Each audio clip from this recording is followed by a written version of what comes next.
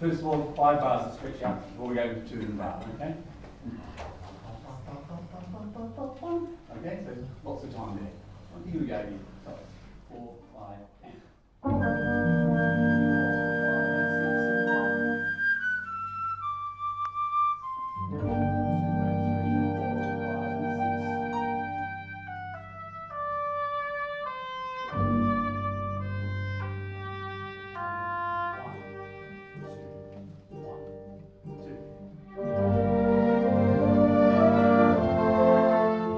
G'day, Rob Douglas here.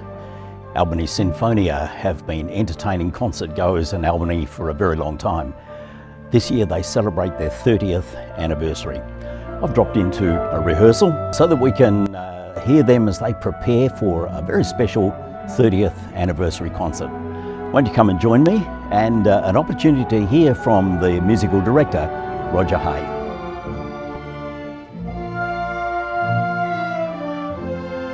The heart of it is the actual coming together to make music, and the fact that it's a group of people from 15, 16 to nearly 80. And everybody comes along and shares their love of music and works together. Some people are teachers, some are students, some are retired professionals, some are semi-professional musicians. It's a whole wide range of musicians, and that's the beauty of a community music group or community symphony orchestra. The Albany Sinfonia was established in 1995, and Will Upson, a very well-known Perth musician from the 1970s and 1980s, moved down to this area, and he with a guy called Kim Murphy from Music Things and Annette Knight, who was the mayor around those times, were very keen on establishing this particular ensemble. And so this is now the 30th year of continuous music making by this group, this ensemble. So there's no fixed number of players. Some people have been every concert for 30 years, and some people come and go, and some people are new. It's full of students, musicians, retired people, teachers, and it has a full range of instruments. They have all the classical instruments: violins, violas, whole string section, full brass section, full woodwind section, and full percussion section. So, we've got 60 people coming along each Wednesday night to rehearse for this particular concert. We migrated to Australia when I was 8 years old, and we moved to a small town called Morrowa. Morrowa at the time was one of only 2 country locations that had any sort of instrumental music program. It had a school brass band, and I was offered the opportunity to play an instrument at that particular time. It was a cornet, and I started learning the cornet at the age of 8, and loved it and kept playing. And so I played in the school band for a number of years, and then took it to when I moved to Perth, continued in high school there, then became a music teacher. Continued my music teaching right through there and taught for 46 years.